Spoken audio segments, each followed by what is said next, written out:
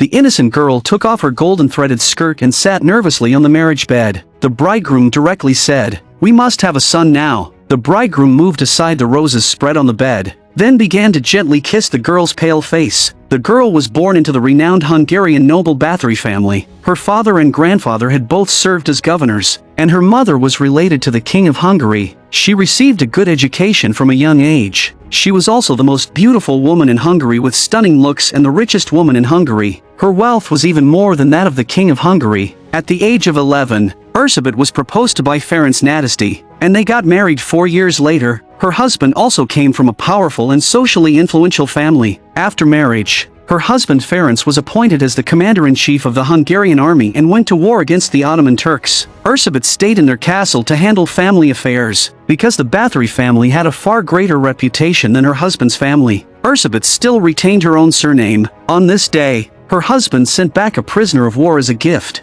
who was Caravaggio, the most famous painter in Italy. He ordered the man to paint a portrait of his wife and then grant him freedom. At this time, Erzsebet already had 2 daughters and was pregnant. Ferenc was away fighting year after year, and Erzsebet experienced loneliness and boredom. On this day, her husband returned triumphantly. Drunk, he forced himself on her despite her struggles. The loyal black dog pounced on Ferenc but was cruelly killed by him. When Erzsebet woke up from a coma, she found that she had lost the formed male fetus in her womb. She stumbled to the door and saw her husband having an affair with a maid. The pain of betrayal and the loss of her son made Erzsebet scream in agony. The violated maid Erika also complained that the master had done something outrageous. She took the initiative to seduce the painter Caravaggio, wanting him to take her away. However, Caravaggio was unmoved. At this moment, there was a sudden knock on the door, and the maid quickly hid. The lifeless Erzsebet proposed that the painter paint her and her daughters the next day. The next day, they started on the lawn of the manor. Unexpectedly, Caravaggio was bitten by a poisonous snake hidden under a big tree. Erzsebet,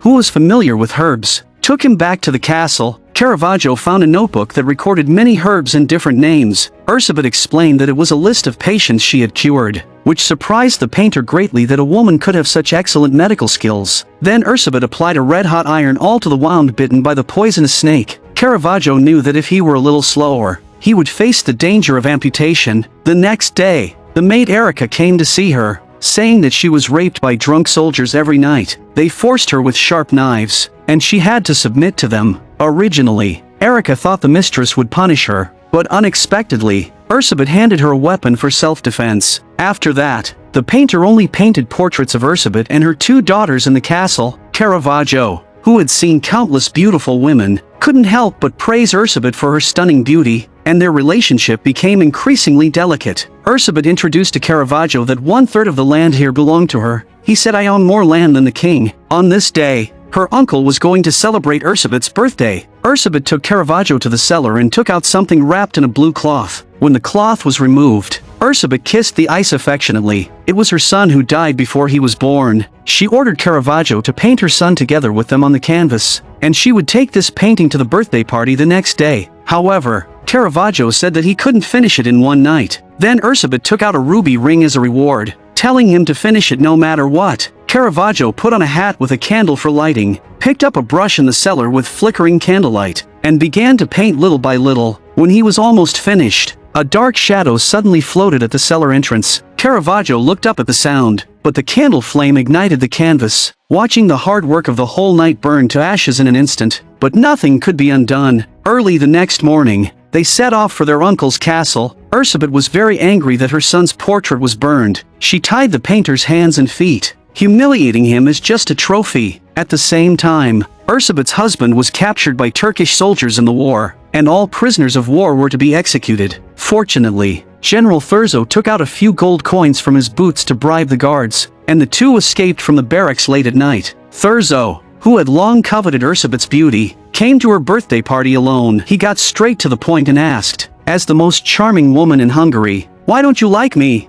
Erzsebet, who didn't take him seriously at all, deliberately held Caravaggio's hand and left. At this time, Thurzo revealed the truth. Your injured husband has returned to your home. When Erzsebet rushed home, her husband had already been summoned by the king to return to the battlefield. Erzsebet saw the messy bed in the room and immediately thought of the scene where her husband was having affairs with the maids. The couple hadn't seen each other for years, and her husband seemed to have no love for Erzsebet anymore. Angry, Erzsebet ordered to flog every maid. Perhaps love had turned into family affection, but he shouldn't always do such indecent things under her nose. Erzsebet wanted to take revenge on her husband for everything he had done, so she ordered the painter to kiss her. Then she took off her clothes and let the painter depict her beautiful body. A mole like a peach heart was exposed on her shoulder. Caravaggio was extremely infatuated with her pale skin, but Erzsebet thought there was something wrong with her blood. After that, the two often stayed together intimately. On this day, people reported to Erzsebet that there were bloodstains similar to teeth marks on the neck of a man who died last night. The soldiers said it was the work of a vampire. Erzsebet recognized it as the weapon she had given the maid for self-defense. She ordered people to drag the man's body into the inner palace of the castle for Caravaggio to dissect. When they inserted a knife into the man's abdomen, it was just seen by the maid Erica. She seemed to see Erzsebet's teeth turn into those of a vampire. Late at night, the maid begged the painter to take her away with him. She said that the lady was a vampire and would suck their blood, but Caravaggio turned around and went to sleep.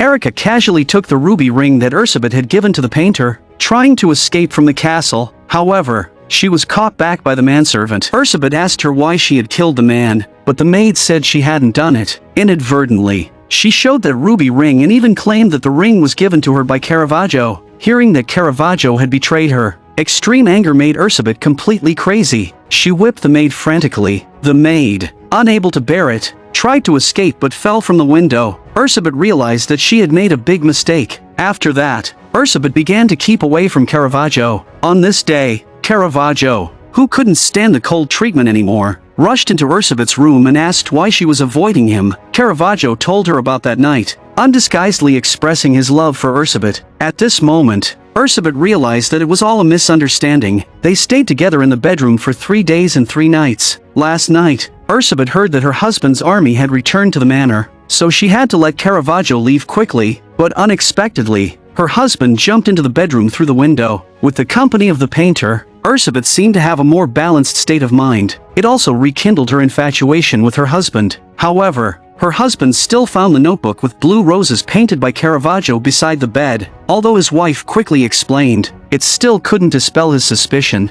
At the dance where the king's younger brother visited, her husband saw that Caravaggio was wearing a ring from his wife on his finger. General Thurzo added fuel to the fire about their love affair. Ferenc regretted it very much. It was all his fault for letting a wolf into the house in the first place. He imagined the sweet time when the two betrayed him and got together, and got up to look for Erzsebet, but was stopped by Thurzo. Thurzo poisoned a glass of wine and handed it to Ferenc. Ferenc thanked Caravaggio for finishing the portrait of his wife and restored his freedom. However, just as Caravaggio was about to drink the poisoned wine, Erzsebet took the wine glass and drank it all in one go. Ferenc quickly ordered his servants to call a witch. Under her invocation, Erzsebet finally woke up, but the first thing she did when she woke up was to look for her lover Caravaggio. The maid said that the master Ferenc had ordered her to be locked in a cave for a week. When they came to the cave to look for Caravaggio, Erzsebet thought he was dead, but the witch pushed open a hidden stone door according to the airflow, and finally found that Caravaggio had escaped through another cave entrance. The witch looked at Erzsebet's pale skin and said she could make Erzsebet stay young forever. To stay young forever, she had to sacrifice love and a good reputation.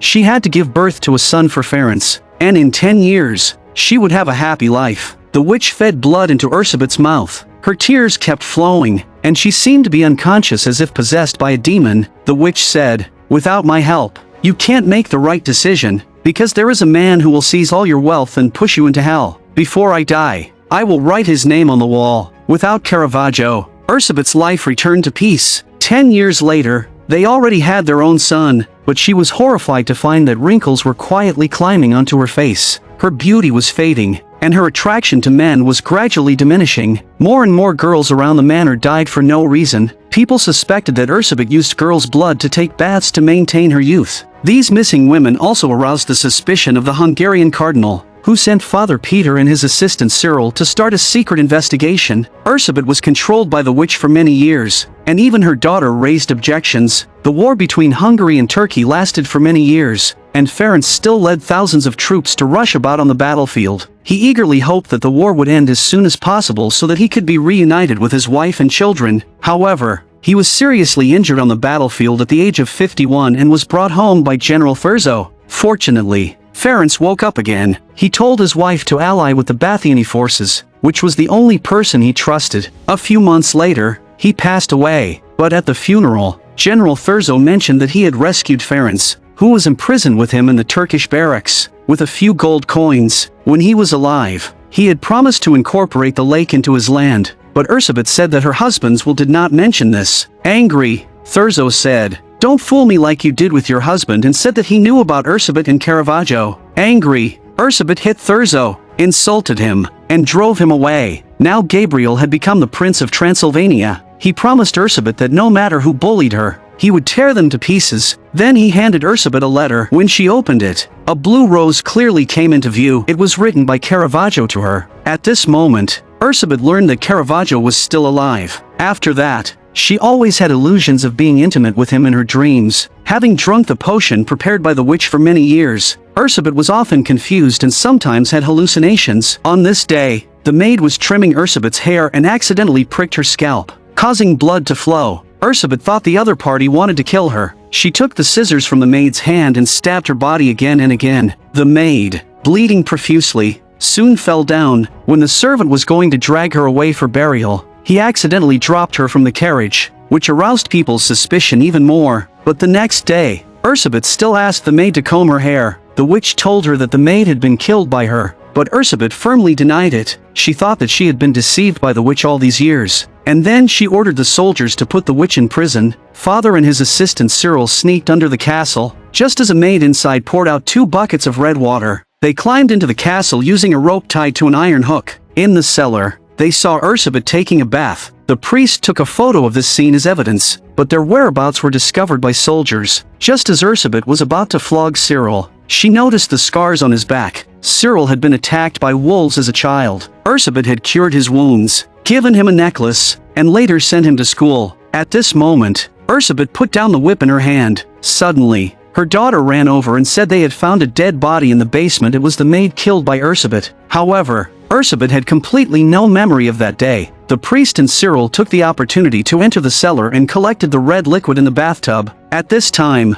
scenes from that day suddenly flashed through Erzsebet's mind. She immediately ordered soldiers to bring the witch for questioning, only to find that the witch had already escaped. The priest and Cyril were driven out of the castle by Erzsebet. Cyril, who was grateful to Erzsebet, said that a dead maid couldn't prove anything, and he found that the water wasn't blood, it was just dyed red by soaking in red herbs. General Thurzo lusted not only after Erzsebet's beauty but also her wealth, which was comparable to a country's. He always tried to get close to Erzsebet whenever possible. Before long, Thurzo invited Erzsebet to his manor. Thurzo's wife took out Erzsebet's herb specimens. Erzsebet was extremely puzzled how her private notebook had ended up in her hand. Thurzo's wife took her to the cellar, a place where nobles punished the poor. She said she knew Erzsebet had stabbed the maid to death. It turned out that Thurzo had rescued the witch and cut out her tongue, making her unable to speak forever and preventing Erzsebet from confronting her. He pretended to be kind and returned the witch to Erzsebet, then persuaded her to submit to him, but she still ignored him. Erzsebet attended the royal ball in Vienna with her children, completely immersed in the beautiful singing. Suddenly, a familiar voice came from behind. The lovers, who hadn't seen each other for years, met again, immediately stirring up ripples in Erzsebet's heart. They went to the nearby church, which was filled with Caravaggio's paintings. Even every painting had a trace of Erzsebet. Erzsebet said a woman's beauty fades with age, but Caravaggio expressed his willingness to preserve her beauty through painting. They got into the confessional booth beside them, eager to pour out years of longing. Little did they know that this encounter would once again bind their fates tightly together. Their love was rekindled. Caravaggio gave Erzsebet a sapphire ring, symbolizing the blue sky of Venice. The king of Vienna inquired about Erzsebet's secret to eternal youth, then asked his soothsayer to predict her future. The gypsy woman gently touched Erzsebet's palm. Then suddenly, as if seeing a devil, she shrank back in fear and said, "You collude with the devil. The end is near." Erzsebet saw the eerie smile of General Thurzo, who had long lusted after her beauty and wealth. She realized he must be behind this. She left in anger, but Thurzo called her from behind, saying, I want a third of your property, otherwise the gypsy's prophecy will come true tomorrow. No matter what. One day you'll understand that I'm better than your dead husband. Thurzo sent someone to carry the unconscious Erzsebet into a bathtub. They grabbed the maids, intending to pour their blood into the water. At this moment, royal soldiers arrived. Just as they were about to arrest Erzsebet, they saw her and the maids playing the piano. It was the priest and Cyril who had saved everything. Erzsebet found that the witch had died in prison. As the witch had predicted, she would write down the name of the person who would kill Erzsebet before her death. The name Thurzo was clearly written on the wall. To protect her property from being seized by him, Erzsebet announced that all her property would be transferred to her cousin Gabriel, the only person she trusted, whose army even the king feared. However, her daughter and son-in-law were furious, thinking they deserved the money. Late at night, Thurzo sent assassins to poison Erzsebet's son. Fortunately, they discovered it in time. Erzsebet chopped off the assassin's head and ordered it to be thrown into Thurzo's yard. Hungary was plagued by endless wars, and bad news came one after another. The general also died of a fever, making Erzsebet deeply grieved. The man she loved left her one by one. She cut off the painting of her beautiful face with a sharp blade and threw it into the fire. She also threw in the notebook that recorded herbal formulas. Thurzo abducted many girls in Erzsebet's name, killed them one by one, and pinned the crime on her. He also colluded with Erzsebet's son-in-law, promising rich rewards if he helped bring her down. The letter Erzsebet sent to her cousin Gabriel was intercepted by Thurzo's men who were monitoring her, leaving her isolated and helpless. That night, the priest heard screams coming from Erzsebet's castle. They sneaked into the cellar and saw many maids imprisoned there. Thurzo wanted to kill them to frame Erzsebet. Meanwhile, Thurzo, with the help of Erzsebet's son-in-law, broke into the castle. He arrested Erzsebet in the king's name, accusing her of cruelly harming many girls. However, when they reached the cellar, they found the imprisoned girls had already escaped once again. The priest had saved them. Thurzo had originally demanded Erzsebet to submit, but she drew his long sword and overpowered him. Yet just as she was escorting Thurzo onto the carriage, royal soldiers ambushed in the castle rushed out. Erzsebet fell into confusion. In a trance, she seemed to see the dead witch. Then they found a large amount of gold and silver jewelry and carried out the mummified bodies of girls that Thurzo had hidden in advance. Everyone present became a witness. Moreover, Erzsebet's daughter, who tried to escape, was killed by her cruel husband. Thurzo's men flogged Erzsebet's maids and fabricated false evidence. On the day of the verdict, some were executed, some had their fingers cut off, and some were burned alive. Erzsebet was sentenced to life imprisonment. Although Thurzo found hundreds of witnesses, they were all commoners, which didn't comply with Hungarian law. The king was extremely angry, saying that Erzsebet couldn't be convicted without 6 noble witnesses. He asked why Erzsebet hadn't attended the trial. She couldn't defend herself, and her accomplices were soon executed. In the end, he declared Erzsebet innocent. However, all the witnesses had been executed. So who would be responsible for these tragedies? That day, a mysterious person asked to see the under house arrest Erzsebet. It was the priest who had saved her several times. By this time, Erzsebet had lost her former beauty, with white hair and wrinkles covering her face. The priest brought bad news. Erzsebet's cousin had been killed by Thurzo's men. Her daughter had died miserably in the snow, and her son was restricted from seeing her. Erzsebet was isolated and helpless. After seeing the priest off, the frail woman lay alone on the bed, surrounded by burning candles, with Caravaggio's portrait burning away bit by bit beside her. Suddenly, countless moments from her life flashed before her eyes. Erzsebet closed her eyes forever. Her death shocked Thurzo, who sent someone to hold a decent funeral for her. He admired Erzsebet for her rare courage and perseverance. Thurzo lived only 2 years longer than Erzsebet. The wealth and official positions he had worked so hard to seize from her fell into others' hands. Thurzo's widow died in loneliness and squalor, while the bloodline of Erzsebet's descendant, Parnadas, continues to this day. Due to Thurzo's unfounded accusations, his name was inscribed on Hungary's pillar of shame. The name Erzsebet Bathory is forever remembered by the world. This 2008 Slovak film Bathory is adapted from the story of the famous Hungarian noblewoman Countess Baie. It won the Best Art Direction award at the 2009 Czech Lion Awards. It is also the prototype of early vampire novels, spawning many dramatic and film adaptations. However, the real Erzsebet was not a vampire. She loved studying herbs and medicine, loved her husband, and also fell in love with a romantic painter. For a family, she was loyal, yet none of this could change her tragic fate. In a patriarchal society, Erzsebet, a widow, was deeply coveted by the scheming Thurzo, who lusted after her beauty and wanted to seize her property. In the end, Erzsebet became a victim of power and desire. The film, like an oil painting, is full of literary and Gothic styles. We have no way of knowing the true historical facts. Perhaps it's enough to accept what you think is right, or maybe these things are no longer that important.